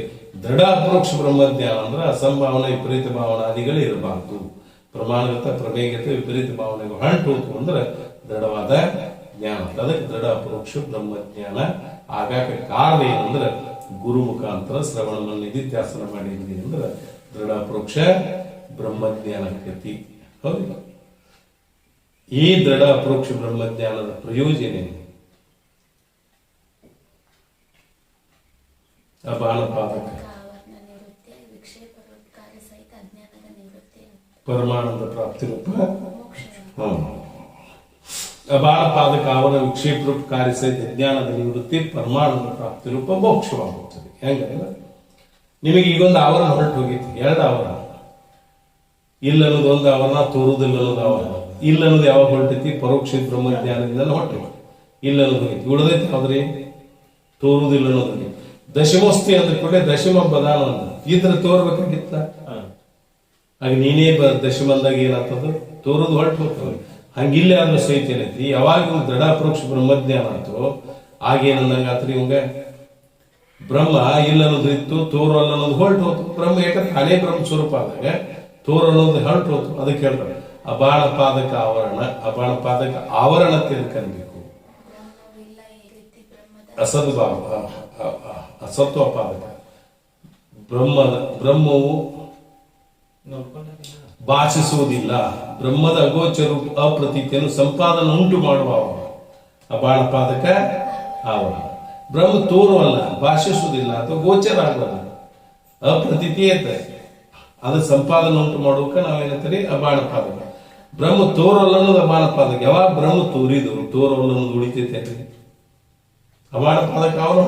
ಅದಕ್ಕೆ ಹೇಳ್ತಾರೆ ಅಬಾಣ ಪಾದಕ ಆವರಣ ವಿಕ್ಷೇಪ ರೂಪ ಕಾರ್ಯಸಹಿತ ಅಜ್ಞಾನದ ನಿವೃತ್ತಿ. ಕಾರ್ಯಸಹಿತ ಅಜ್ಞಾನದ ನಿವೃತ್ತಿ. ನೋಡ್ರಿ, ಅಜ್ಞಾನ ಕಾರ್ಯ ಬೇರೆ, ಕಾರಣ ಬೇರೆ. ಈಗ ಉದಾಹರಣೆ ಮಣ್ಣು ಐತಿ, ಅದು ಕಾರಣ, ಅದರಿಂದ ಉಂಟಾದ ಎಲ್ಲವೂ ಕಾರ್ಯ. ವಿಕ್ಷೇಪ ರೂಪ ಕಾರ್ಯ ಸಹಿತ ಅಜ್ಞಾನ. ವಿಕ್ಷೇಪ ರೂಪ ಕಾರ್ಯ ಸಹಿತ ಅಜ್ಞಾನ. ವಿಕ್ಷೇಪ ರೂಪ ಕಾರ್ಯ ಅಂದ್ರೆ ಯಾವುದು? ಅಂದ್ರೆ ಅಜ್ಞಾನದ ಕಾರ್ಯಕ್ಕೆ ವಿಕ್ಷೇಪ. ವಿಕ್ಷೇಪ ಅಂದ್ರೆ ಗೊತ್ತು, ಚಿಂತನೆ ಚಂಚಲ ವಿಕ್ಷೇಪ ಅಲ್ಲ, ಅಜ್ಞಾನದ ವಿಕ್ಷೇಪ. ಆವರಣ ವಿಕ್ಷೇಪ ಹೇಳುವಾಗ ಯಾವ್ದು ಅಜ್ಞಾನದಿಂದ ಉತ್ಪತ್ತಿ ಆಗೋ ಅವಕ್ಕೆ ಏನನ್ಬೇಕ್ರೆ?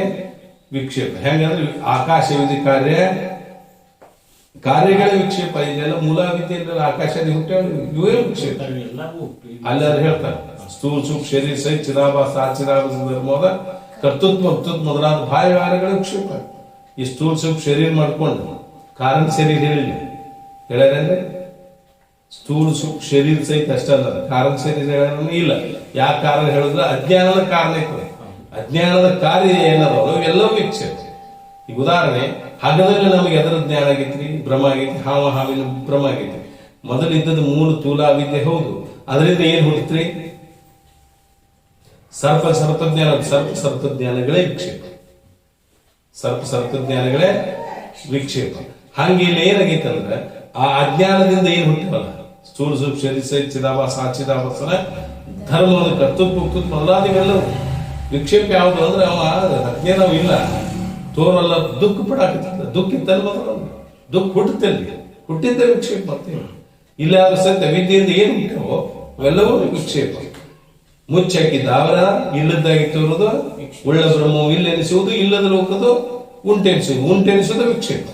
ಈ ರೀತಿಯಾಗಿ ಇಲ್ಲಿ ಏನಾಗೈತೆ ಅಂದ್ರೆ ಅಜ್ಞಾನ ಸಹಿತ ಇದನ್ನ ವಿಕ್ಷೇಪ ರೂಪ ಕಾರ್ಯ ಸಹಿತ.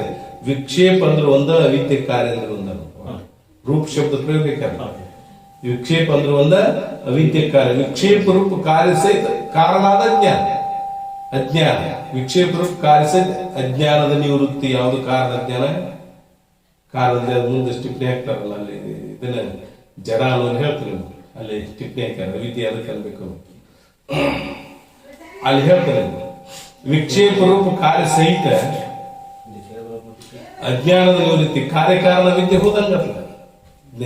ದೃಢ ಪರೋಕ್ಷ ಬ್ರಹ್ಮಜ್ಞಾನ ಅಬಾಣ ಪಾದಕ ಅವನ ನಿವೃತ್ತಿ ಆತ್ರಿ, ಕಾರ್ಯಕಾರಣ ವಿದ್ಯೆ ನಿವೃತ್ತಿ ಆಯ್ತು.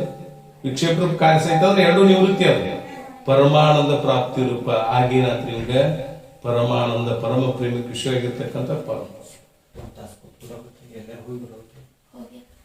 ಪರಮಾನಂದ ಪ್ರಾಪ್ತಿ ರೂಪ ಮೋಕ್ಷವಾಗುತ್ತದೆ. ಎದರಿಂದ? ಇದು ಬ್ರಹ್ಮಜ್ಞಾನದಿಂದ ಆತ. ಬ್ರಹ್ಮಜ್ಞಾನದಿಂದ ಅಥವಾ ದೃಢ ಪರೋಕ್ಷ ಬ್ರಹ್ಮಜ್ಞಾನದಿಂದ. ಹಾ ಬ್ರಹ್ಮಜ್ಞಾನದ ಪರೋಕ್ಷ ಬ್ರಹ್ಮಜ್ಞಾನ ಐತಿ, ಅದೃಢ ಅಪರೋಕ್ಷ ಬ್ರಹ್ಮಜ್ಞಾನ ಅದರಿಂದ ಆಕೈತೇನ. ದೃಢ ಅಪರೋಕ್ಷ ಬ್ರಹ್ಮಜ್ಞಾನದ ಪ್ರಯೋಜನ ಏನಂದ್ರೆ ಅಪಾನ ಪಾದಕ ಆವರಣ ವಿಕ್ಷೇಪ ರೂಪ ಕಾರ್ಯಸಹಿತ ಜ್ಞಾನದ ನಿವೃತ್ತಿ ಪರಮಾನಂದ ಪ್ರಾಪ್ತಿ ರೂಪ ಮೋಕ್ಷವಾಗುತ್ತದೆ. ಹೌದು, ಅಂದ್ರೆ ಮೋಕ್ಷ ಯಾವುದರಿಂದ ಆಕೈತಿ ಅಂತ ಕೇಳಿದ್ದಿಲ್ಲ. ಯಾವುದರಿಂದ ಆಕೈತಿ? ಬ್ರಹ್ಮಜ್ಞಾನದಿಂದ. ಯಾವ ಬ್ರಹ್ಮಜ್ಞಾನದಿಂದ ಮೋಕ್ಷ ಆಕೈತಿ? ಇಲ್ಲಿ ದೃಢ ಅಪರೋಕ್ಷ ಬ್ರಹ್ಮಜ್ಞಾನದಿಂದ.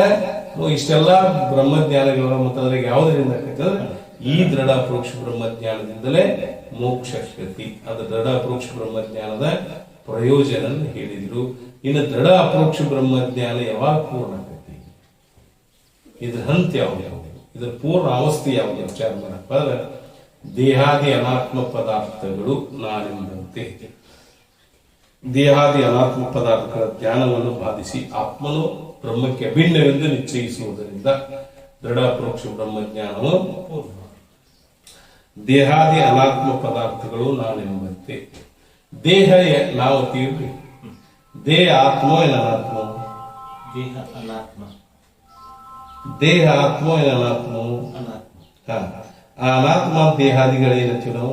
ನಾನು ಎಷ್ಟು ದೃಢ ಇತ್ತು ಅಷ್ಟೇ. ದೇಹಾದಿ ಅನಾತ್ಮ ಪದಾರ್ಥಗಳೇನಂತೀವಿ ನಾವು? ನಾ ಹಾಕಿವ್ ಅತೀವ್ ದೇಹ ನಾ ಹಾಕಿವ್ ಎಷ್ಟು ದೃಢ ಆಗಿ ನಾ ಹಾಕಿವ್ ಅದೇನು ವರ್ಣಿಸ್ಲಿಕ್ಕೆ ಸಾಧ್ಯ. ಭಯಂಕರ ದೇಹ ನಾ ಅಲ್ಲ ತನ್ನೋದು ಬಹಳ ಕಠಿಣ. ಒಂದಿಷ್ಟು ದೇಹಕ್ಕೆ ಯಾರ ನಿಂದ ಮಾಡಿದ್ರೆ ನೀ ಕಾರ್ಗದಿ, ನೀ ಹಂಗದಿ, ನೀ ಹಿಂಗದಿ, ಆ ದೇಹ ರೂಪ ಆತ್ಮ ರೂಪಾದಿಗಳಿಂದ ನೀ ಹಂಗ ಹಿಂಗ ಅನುಕೂಲ ಎಷ್ಟು ಸಿಟ್ಟು ಬರ್ತೈತಿ. ಯಾಕಂದ್ರೆ ದೇಹ ನಾ ಅಂತ ಎಷ್ಟು ದೃಢ ಆಯ್ತು ಅಟ್ ಆತ್ಮ ನಾ ಅಂತ ದೃಢ ಆಗುತ್ತೆ ಪೂರ್ಣ. ದೇಹಾದಿ ಅನಾತ್ಮ ಪದಾರ್ಥಗಳು ನಾನೆಂಬಂತೆ. ನಾ ಎಷ್ಟಿರ್ತೀರೋ ಅಷ್ಟೇ ಏನಿರ್ಬೇಕು, ಆತ್ಮನು ಬ್ರಹ್ಮಕ್ಕೆ ಅಭಿನ್ನವೆಂದು ನಿಶ್ಚಯ. ಆತ್ಮ ಬ್ರಹ್ಮ ಸ್ವರೂಪದಾನ, ಆ ಆತ್ಮ ಸ್ವರೂಪನ ನಾನು ಅಂತ ಹೇಳಿ ಅಭಿನ್ನವಾಗಿ ನಿಶ್ಚಯಿಸುವುದರಿಂದ ಆಗೇನಕ್ಕೈತಿ ಅದು ದೃಢ ಅಪರೋಕ್ಷ ಬ್ರಹ್ಮಜ್ಞಾನ ಪೂರ್ಣ ಆಕೈತಿ. ಇಲ್ಲಿಲ್ಲ ಅಂದ್ರೆ ಏನಾಗುದಿಲ್ಲದು. ಇನ್ನ ಈ ಶರೀರದ ಮೇಲೆ ಎಷ್ಟು ಅಭಿಮಾನ ಇತ್ತು ಅಷ್ಟ ಆತ್ಮನ ಮೇಲೆ. ದೇಹಾದಿ ಅನಾತ್ಮ ಪದಾರ್ಥಗಳು ನಾನೆಂಬಂತೆ. ದೇಹಾದಿ ಅನಾತ್ಮ ಪದಾರ್ಥಗಳ ಜ್ಞಾನವನ್ನು ಬಾಧಿಸಿ, ದೇಹಾದಿ ಅನಾತ್ಮ ಪದಾರ್ಥಗಳ ಜ್ಞಾನ ಅಂದ್ರೆ ಅವತರ ಮೇಲೆ ನಾನತ್ವ ಅಂತಕ್ಕಂಥ ಜ್ಞಾನ ಬಿಟ್ಟ ಅಥವಾ ಇವತ್ತರ ಜ್ಞಾನ ಬಾಧ ಮಾಡಿ ಏನಂತ ತಿಳ್ಕೊಬೇಕ್ರಿ? ಬ್ರಹ್ಮಕ್ಕೆ ಆತ್ಮನು ಬ್ರಹ್ಮನೊಡನೆ ಅಭಿನ್ನವಿರುತ್ತಾನೆಂದು ನಿಶ್ಚಯ ಮಾಡುವುದಕ್ಕೆ ಆಗೇನಾಕೈತ್ರಿ ದೃಢ ಅಪರೋಕ್ಷ ಬ್ರಹ್ಮಜ್ಞಾನ ಪೂರ್ಣ. ಇಲ್ಲಿ ತನ ಏನ್ ಹೇಳ್ಕೊಂಬಂದ್ರು ಬರೀ ಉಪೋದ್ಘಾತ ಏನ್ ಹೇಳಿದ್ರಿ? ಮತ್ತು ಉಪೋದ್ಘಾತ ಅಟ್ಟ ಮಾಡ್ತಾನಂದ್ರ ಮತ್ತೇನ್ ಹೇಳಕತ್ತಾರ ಅಂದ್ರೆ ಇನ್ನೊಂದು ಹೇಳ್ತಾರ. ಈ 16 ಪ್ರಕ್ರಿಯೆಗಳನ್ನು ಹೇಳ್ತಾನ. ಪ್ರಕ್ರಿಯೆ ಅಂದ್ರೆ ಅದ್ವೈತ ಬೋಧ ಮಾಡುವ ಯಾವುದೇ ರೀತಿ ಪ್ರಕ್ರಿಯೆ. ಇನ್ನ ಏನ್ ಮಾಡ್ತಾರ ಅಂದ್ರೆ ಆ ಪ್ರಕ್ರಿಯೆ ರೂಪದಿಂದ ವಿಚಾರ ಅಂದ್ರೆ ಯಾವುದಕ್ಕೆ ಅನ್ಬೇಕು, ವಿಚಾರದ ಸ್ವರೂಪ ಹೇತು ಫಲ ಪೂರ್ಣಗಳನ್ನು ಏನ್ ಹೇಳ್ತಾರೆ. ವಿಚಾರಕ್ಕೆ ಅದಕ್ಕೆ ಅನ್ಬೇಕು.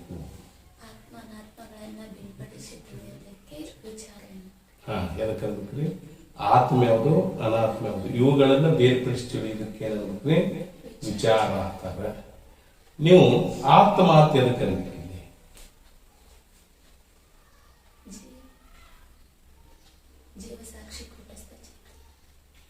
ಅಂತಃಕರಣ ಉಪಹಿತ ಚೇತನಕ್ಕೆ ಆತ್ಮ. ಎದಕ್ಕೆ ಅನ್ಬೇಕ್ರಿ? ಉಪಹಿತ ಚೇತನಕ್ಕೆ ಆತ್ಮ ಅನ್ಬೇಕು. ಯಾಕೆ ಅನ್ಬೇಕು ಅಂದ್ರೆ ಆಕಾಶ ಎಲ್ಲ ಕಡೆ ಇದೆ.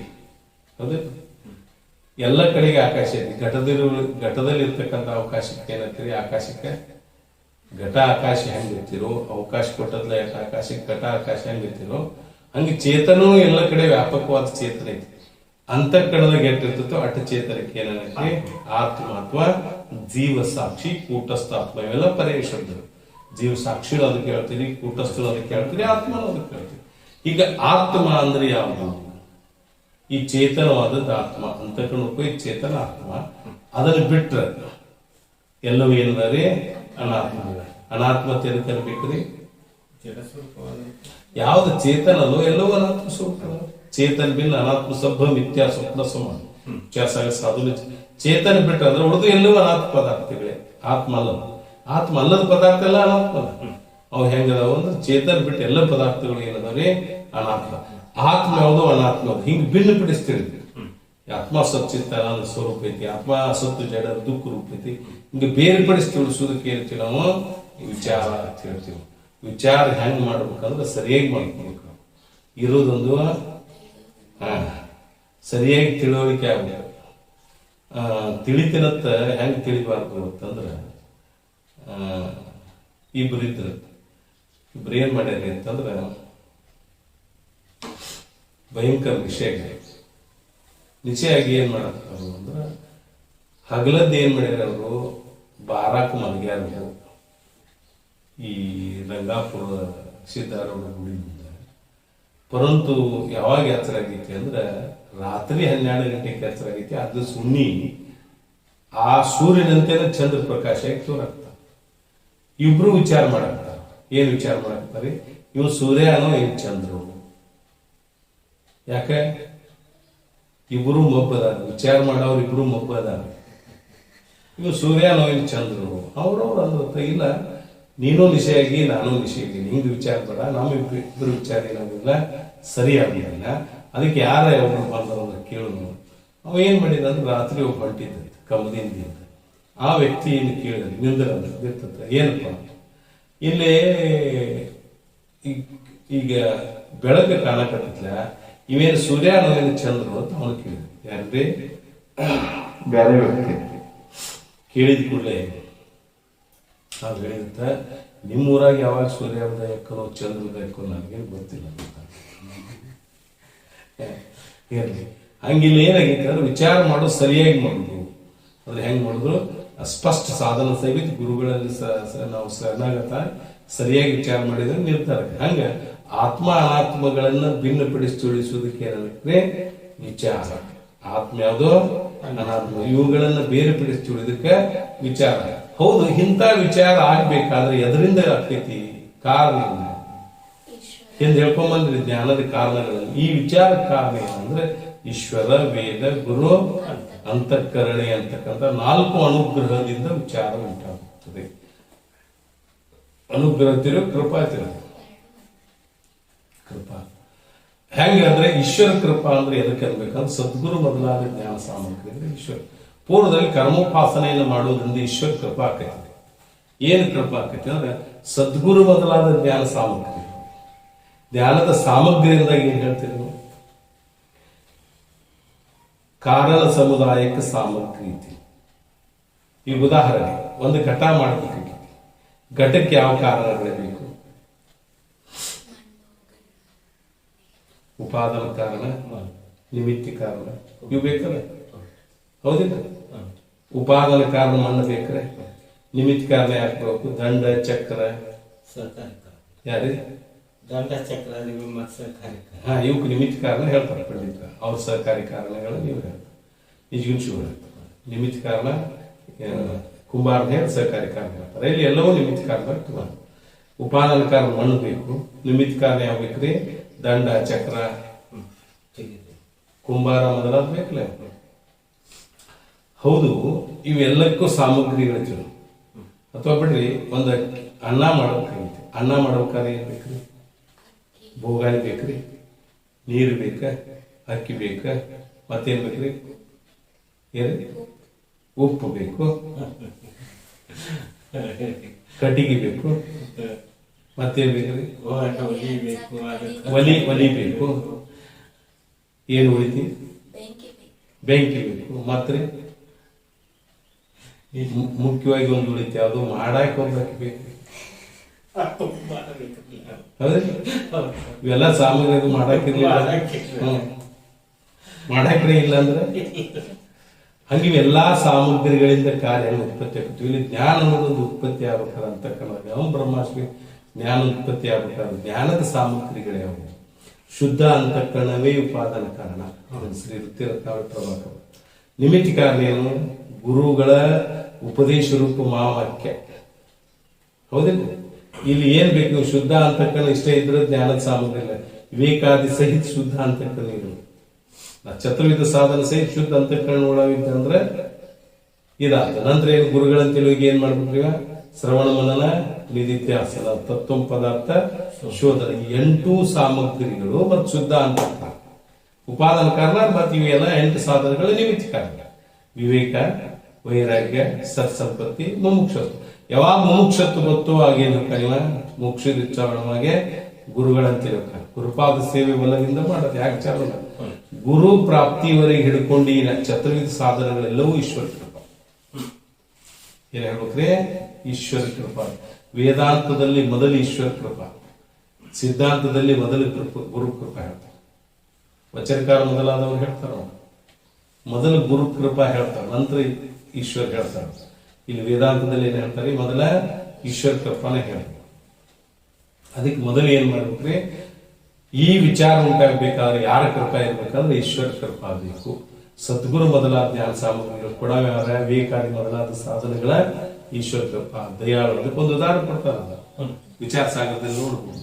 ಈ ನಿಷ್ಕಾಮ ಕರ್ಮ ಉಪಾಸನೆ ಮಾಡತಕ್ಕಂಥ ವ್ಯಕ್ತಿಗೆ ವಿವೇಕ ಯಾವಾಗ ಉದಯ ಆಕೈತಿ ಅಂದ್ರೆ, ಒಬ್ಬ ಬಾವ್ಯಾಗ ಬಿದ್ದಿದ್ದ ರಾತ್ರಿ ಟೈಮ್, ಸಾಯಂಕಾಲ ಬಿದ್ದಾನೆ. ಬಿದ್ದ ಕೂಡಲೇ ಆ ಬಾವಿಗೆ ಏನಿರ್ಲಿಲ್ಲ, ಸೋಪಾನಗಳು ಇರ್ಲಿಲ್ಲ, ಮ್ಯಾಲೆ ಏರಕ್ ಬರ್ಲಿಲ್ಲ. ಅಲ್ಲೇ ಒಂದು ಬೇರು ಹಿಡ್ಕೊಂಡು ಕೂತಿದ್ದ. ಮುಂಜಾನೆ ಯಾರೋ ದಯಾಳ ಪುರುಷ ಬಂದು ಏನ್ ಮಾಡಿದ್ರಿ? ಹಗ್ಗ ಬಿಟ್ಟ. ಬಿಟ್ಟು ಕೂಡಲೇ ಅವ ಏನ್ ಮಾಡ್ಬೇಕ್ರಿ? ಅದನ್ನ ಬೇರು ಬಿಟ್ಟು ಹಗ್ಗ ಹಿಡ್ಕೊಂಡು ಮ್ಯಾಲೆ ಬಂದ. ಪಾರಪ್ಪ ಬೆಳತಾನ ನನಗೇನ ಇಡೀ ರಾತ್ರಿ ಬೇರನ್ನ ಸಹಾಯ ಮಾಡೈತಿ, ಇದನ್ನ ಬಿಟ್ಟು ಬರುವುದಿಲ್ಲ ಅಂತಂದ್ರೆ. ಹಂಗೆ ನಿಷ್ಕಾಮ ಕರ್ಮ ಉಪಾಸನೆಯಿಂದ ಏನಾಗಿತ್ತು ಅಂದ್ರೆ ದಯಾಳ ಪುರುಷ ಈಶ್ವರ ವಿವೇಕ ಕೊಟ್ಟಾನ, ವಿವೇಕಾದಿ ಸಾಧನೆಗಳನ್ನು ಕೊಟ್ಟಾನ, ಕೃಪಾ ಮಾಡ್ಯಾನ.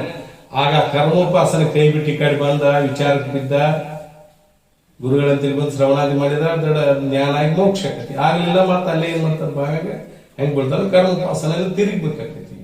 ಹಂಗ ಸದ್ಗುರು ಮೊದಲಾದ ಜ್ಞಾನ ಸಾಮಗ್ರಿಗಳಿಗೆ ಕೊಟ್ಟವ್ರು ಯಾರು ಅಂದ್ರೆ ಈಶ್ವರ ಕೃಪಾ. ಜ್ಞಾನದ ಸಾಮಗ್ರಿ ಸಹಿತ ಗುರು ಪ್ರಾಪ್ತಿ ಆದಂದ್ರೆ ನಮ್ಗೆ ಏನ ತಿಳ್ಕೊಬೇಕ್ರೆ? ಈಶ್ವರ ಕೃಪಾ ಆಗೈತಿ ತಿಳ್ಕೊ. ಇನ್ನ ವೇದ ಕೃಪಾ ಅಂದ್ರೆ ಶಾಸ್ತ್ರಾರ್ಥವನ್ನು ಧಾರಣ ಮಾಡೋ ಸಾಮರ್ಥ್ಯಕ್ಕೆ ವೇದ ಕೃಪಾ. ಗುರುಗಳೇನೇ ಹೇಳಿದ್ರು ಶಾಸ್ತ್ರದ ಅರ್ಥ ಧಾರಣ ಆಗ್ಲಿಲ್ಲ ಅಂದ್ರೆ, ಶಾಸ್ತ್ರದ ಅರ್ಥ ಧಾರಣ ಆಗ್ಲಿಲ್ಲ ಅಂದ್ರೆ ವೇದ ಕೃಪಾ ಹೆಂಗಾಕತಿ? ವೇದ ಭಗವತಿ ಕೃಪಾ ಆಗ್ಬೇಕಾಗಿತ್ತು ಅಂದ್ರೆ ಏನಾಗ್ತದೆ? ಅದು ವೇದ ಕೃಪಾ ಆದ್ರೆ ಶಾಸ್ತ್ರದ ಅರ್ಥ ಆಕತಿ. ಆಗ್ಲಿಲ್ಲ ಅಂದ್ರೆ ಆಗ್ಲಿಲ್ಲ. ಈಶ್ವರ ಕೃಪಾ, ವೇದ ಕೃಪಾ, ಗುರು ಕೃಪಾ. ಗುರು ಕೃಪಾ ಅಂದ್ರೆ ಶಾಸ್ತ್ರ ಮತ್ತು ಸೋ ಅನುಭವಕ್ಕನುಸಾಗಿ ಯಥಾರ್ಥ ಉಪದೇಶ ಮಾಡೋದು ಗುರು. ಗೊತ್ತಿರ ಗುರುಗಳು ನೀವು ಹೋಗಿ ಶರಣಾಗತರಾದ ಮೇಲೆ ಉಪದೇಶ ಮಾಡೋದಿಲ್ಲ, ಯಥಾರ್ಥ ಮಾಡೋದಿಲ್ಲ. ಹೋಗಿ ನೀವು ಏನ್ ಮಾಡೋ, ಇದಿಷ್ಟ ನಮ್ಮ ಮಕ್ಕಳ ಕರ್ಕೊಂಬ. ಆಗಿನ ಕಾಲ ಗೃಹಸ್ಥ ಗುರುಗಳು ಇರ್ತಿದ್ರು, ಗೋವನ ಸಂಪತ್ತು. ಆಗಿನ ಕಾಲಕ್ಕೆ ಎಲ್ಲ ಅಡವಾಗಿರೋರು ನೀ ಆಕಳ ಕರ್ಕೊಂಬ, ಕಾಯ್ಕೊಂಡು ಬಾ, ಅಥವಾ ಇಂಥ ಕೆಲಸ ಮಾಡು ಹಚ್ತಿದ್ರೆ ಅದು ಉಪದೇಶ ಮಾಡ್ತಿದ್ದಿಲ್ಲ. ಉಪದೇಶ ಯಾವಾಗ ಮಾಡೋರು ಗುರುಗಳಂದ್ರೆ ಅವ್ರ ಕೃಪಾ ಆಗಿರ್ಬೇಕು. ಶಾಸ್ತ್ರ ಹೆಂಗ್ ಹೇಳಿತೋ, ತಮಗ ಅನುಭವಕ್ಕೆ ಹೆಂಗ್ ಬಂದತ್ತು ಹಂಗ ಉಪದೇಶ ಮಾಡಾಕತ್ತಿದ್ರು ಅಂದ್ರೆ ಅದಕ್ಕೆ ಏನಾಗಿದ್ರೆ ಗುರು ಕೃಪಾ, ಗುರು ಕರುಣೆ ಆಗೈತೆ ತಿಳಿಬೇಕು. ಇಲ್ಲಿಲ್ಲ ಅಂದ್ರೆ ಏನಾಗುದಿಲ್ಲ, ಆಗುದಿಲ್ಲ. ಅದಕ್ಕೆ ಗುರು ಕೃಪಾ ಆಗೋದ ಬಹಳ ಕಟ್ಟಿಗೆ. ಎಲ್ಲ ಆಗುವುದ ದುರ್ಬಲೋ ವಿಷತ್ಯಾಗ, ದುರ್ಬಲೋ ತತ್ವದರ್ಶನ, ದುರ್ಬಲೋ ಸಹಜಾವಸ್ಥೆ, ದುರ್ಬಲೋ ಸದ್ಗುರು ಕರುಣ. ಇವು ವಿಷತ್ಯಾಗ ಮೊದಲ ಕಠಿಣ ಐತೆ, ಅದು ಆಗ್ಬಹುದು. ಮತ್ತು ಗುರುಗಳ ಉಪದೇಶ ಮಾಡಬಹುದು. ಆ ನಂತರ ಸಹಜಾವಸ್ಥೆ ಬರಬಹುದು. ಆದ್ರೆ ಈ ಎಲ್ಲರಿಗಿಂತಲೂ ಕಠಿಣ ಆಗಿದ್ದೆ ಯಾವುದು? ಗುರುಕೃಪಾ. ಗುರುಕೃಪಾ ಆಯ್ತು ಅಂದ್ರೆ ಇವ್ಗೆ ಏನಾಗಿದೆ? ಏನೂ ಉಳಿದಿಲ್ಲ, ಎಲ್ಲವನ್ನ ಏನ ಗುರುಗಳು ಏನ್ ಮಾಡಬೇಕು? ಶಾಸ್ತ್ರ ಮತ್ತು ಸ್ವ ಅನುಭವಕ್ಕನುಸಾಗಿ ಯಥಾರ್ಥ ಉಪದೇಶ ಮಾಡುದು ಗುರುಕೃಪಾ. ಇನ್ನ ಅಂತಃಕರಣ ಕೃಪಾ ಅಂದ್ರ ಅವ್ರು ಉಪದೇಶ ಮಾಡಾಕತ್ತಿದ್ರು. ಉಪದೇಶ ಮಾಡಿದ ಪ್ರಕಾರ ಸಾಧನೆಗಳನ್ನು ಸಂಪಾದನೆ ಮಾಡಬೇಕು. ಶಾಸ್ತ್ರ ಮತ್ತು ಗುರುಗಳ ವಚನಾನುಸಾರವಾಗಿ ಸಾಧನೆಗಳನ್ನು ಸಂಪಾದನೆ ಮಾಡಬೇಕು. ನಿಮಗೆ ಜ್ಞಾನದ ಸಾಧನೆಗಳನ್ನು ಹೇಳಿದ್ರಿ, ಎಲ್ತಾನೆ ಹೇಳಿದ್ರಿ? ಅವನ ವೇಕಾದಿ ಚತುರ್ವಿಧ ಸಾಧನೆಗಳು ಗುರುಗಳ ತರ ಹೇಳಿದ್ರು, ಅದು ಈಶ್ವರ ಕೃಪಾ. ಉಳಿದು ಸಾಧನೆ ಯಾವುದು? ಆನಂದ ಶ್ರವಣ, ಮನನ, ನಿತ್ಯಾಸ. ಈ ಸಾಧನೆಗಳ ಸಂಪಾದನೆ ಆಗಾಕತ್ತಿದ್ರು ಅಂದ್ರೆ ಏನಂತ ತಿಳ್ಕೊಬೇಕ್ರಿ? ತಾನ ಅಂತಃಕರಣ ಕೃಪಾ ಆಗೈತಿ ಅಂತ ಹೇಳ್ಬೇಕು. ತತ್ವಪದ ಶೋಧನವರಿಗೆಲ್ಲ ಚತುರ್ವಿಧ ಸಾಧನೆಗಳು ಎಲ್ಲಾ ಸಾಧನ ಸಂಪಾದನೆ ಮಾಡಾಕತ್ತಿದ ಅಂದ್ರೆ ತಾನಂತ ಗುರುಗಳು ಹೇಳ್ತಾರ. ಶಾಸ್ತ್ರ ಹೇಳಾಕತ್ತಿದ್ರು, ಇವ್ ಶ್ರವಣ ಮನ ನಿಧಿಧ್ಯಾಸನ ಮಾಡ್ಬೇಕಲ್ಲ. ಮಾಡಾಕತ್ತಿದ ಅಂದ್ರೆ ಏನಂತ ತಿಳ್ಕೊಬೇಕ್ರಿ? ಇವ್ಗ ಅಂತಃಕರಣ ಕೃಪಾ ಆಗೈತಿ ಅಂತ ಹೇಳಿ ತಿಳಿದ್ವಿ. ಇಲ್ಲಿ ಒಂದು ಸಂಶಯ ಪಡ್ತಾರ. ಏನ್ ಸಂಶಯ ಪಡ್ತಾರೆ ಅಂತಂದ್ರೆ, ವೇದ ಕೃಪಾ ಮೊದಲು ಹೇಳ್ಬೇಕು, ಗುರು ಕೃಪಾ ಮೊದಲು ಹೇಳ್ಬೇಕು. ಗುರು ಹೇಳಿದ್ ತಿಳಿಬೇಕಾಯ್ತು ಅಂದ್ರೆ ನಂತರ ಈ ವೇದ ಕೃಪಾ ಹೇಳ್ಬೇಕು. ಮೊದಲ ಯಾಕೆ ವೇದ ಕೃಪಾ ಹೇಳಿದ್ರು? ಕೆಲವರು ವಿಚಾರ ಗುರುಗಳಿಗೆ ಅದು ಗೊತ್ತಿರ್ತದೆ ನಿಮ್ಗೆ ವೇದ ಕೃಪಾ ಆಗೈತಿ ಇಲ್ಲ ಅಂತ. ಯಾಕಂದ್ರೆ ಅವನ ಅಂತಃಕರಣ ಆ ಲೆಕ್ಕಕ್ಕೆ ಬರುತ್ತೆ, ಇವರು ಉಪದೇಶ ಮಾಡೋದಿಲ್ಲ. ಇನ್ನು ನಾ ಹೇಳಿದೆ ಶಾಸ್ತ್ರ ಶಿಷ್ಯ ತಿಳ್ಕೊತಾನೋ ಇಲ್ಲೋ ಅಂತಕ್ಕಂಥದ್ದು ಇವರು ಗುರುಗಳ ವಿಚಾರ ಮಾಡ್ತಾರೆ. ಆ ಸ್ಥಿತಿಗೆ ಬಂದಂದ್ರೆ ಆಗ ಹೇಳಕ್ಕಾಗ್ತದೆ. ಬರಿದೆ ಬೋಧಿಪನೆಂಬ ಭ್ರಮೆಯಕ್ಕೆ ಮಂದ ಮನುಷ್ಯರಿಗೆ ಬರಿದೆ ಬೋಧಿಪನೆಂಬ ಅವ್ರಿಗೆ ಹೇಳೋದಿಲ್ಲ. ಅವರು ಯಾರ ಅಂತಃಕರಣ ವೇದಕಪ್ಪ ಅಂದ್ರೆ ಇವ ತಿಳ್ಕೊಳ್ಳೋ ಸಾಮರ್ಥ್ಯ ಇದಾನೋ ಅಂದ ಮೇಲೆ ಅವ್ರು ಏನ್ ಮಾಡ್ತಾರೆ, ಗುರುಗಳ ಕಂಡು ಹಿಡಿದು ಉಪದೇಶ ಮಾಡಕ್ ಪ್ರಾರಂಭ ಮಾಡ್ತಾರೆ. ಆ ನಂತರ ಅವನ ಸಾಧನೆಗಳನ್ನ ಸಂಪಾದನೆ ಆ ಉದ್ದೇಶಕ್ಕಾಗಿ ಮೊದಲು ಏನ್ ಮಾಡ್ತಾರೆ ಇವರು ವೇದ ಕೃಪಾ ಮೊದಲಾಗಿ ನಂತರ ಗುರು ಕೃಪಾ ಹೇಳ್ತಾರೆ. ಈ ರೀತಿಯಾಗಿ ನಮಗೇನಾಗೈತ್ರಿ ಅಂತಂದ್ರ ಏನ್ ಬೇಕ್ರಿ, ವಿಚಾರ ಉಂಟಾಗ್ತಾರೆ. ಇವು ನಾಲ್ಕರ ಅನುಗ್ರಹ ಬೇಕು. ಈಶ್ವರ, ವೇದ, ಗುರು, ಅಂತಃಕರಣ. ಈಶ್ವರ ಕೃಪಾ ಅಂದ್ರೆ ಸದ್ಗುರು ಮೊದಲ ಧ್ಯಾನ ಸಾಧನ. ವೇದ ಕೃಪಾ ಅಂದ್ರೆ ಶಾಸ್ತ್ರಾರ್ಥವನ್ನು ಧಾರಣ ಮಾಡುವ ಸಾಮರ್ಥ್ಯ.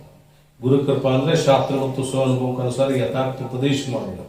ಅಂತಃಕರಣ ಕೃಪಾ ಅಂದ್ರೆ ಶಾಸ್ತ್ರ ಮತ್ತು ಗುರುಗಳ ವಚನಾನುಸಾರವಾಗಿ ಸಾಧನಗಳನ್ನು ಸಂಪಾದನೆ ಮಾಡೋದಕ್ಕೆ ಏನಾಗುತ್ತೆ ಅಂತಃಕರಣ ಕೃಪಾ ಅಂತ ಹೇಳ್ಬೇಕು. ಈ ನಾಲ್ಕು ಅನುಗ್ರಹಗಳಿಂದ ಏನಾಗೈತ್ರಿ ವಿಚಾರ ಉಂಟಾಗೈತಿ.